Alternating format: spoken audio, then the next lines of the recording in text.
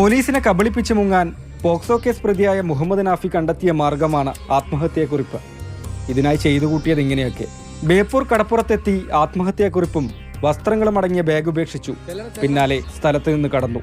വീട്ടുകാരും വിശ്വസിച്ചു നാഫി കടലിൽ ചാടി മരിച്ചെന്ന്. തീരദേശ പോലീസിന്റെയും സഹായത്തോടെ കടലിലും കരയിലും തിരച്ചിൽ.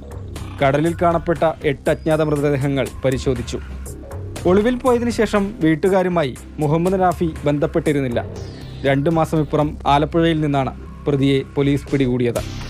അപ്പോൾ ഈ വിചാരണ നടപടിയിൽ ശിക്ഷ കിട്ടും എന്നുറപ്പായ മുഹമ്മദ് നാഫി ഈ ശിക്ഷയിൽ നിന്ന് താൽക്കാലികമായി രക്ഷപ്പെടുന്നതിന് വേണ്ടി ഒരു ആത്മഹത്യാ നാടകം ഒരുക്കുമായിരുന്നു എന്ന് ഞങ്ങൾക്ക് ഇതിൽ നിന്നും ബോധ്യപ്പെട്ടു. നാഫിയുടെ ഫോണിൽ നിന്ന് എറണാകുളത്തുള്ള ഒരു പെൺസുഹൃത്തിനയച്ച SMS കേന്ദ്രീകരിച്ച് നടത്തിയ അന്വേഷണമാണ് നിർണായകമായത്.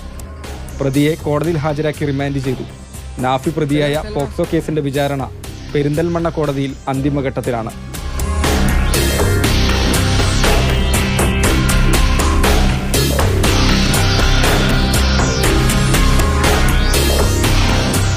മാതൃഭൂമി ന്യൂസ്, മലപ്പുറം.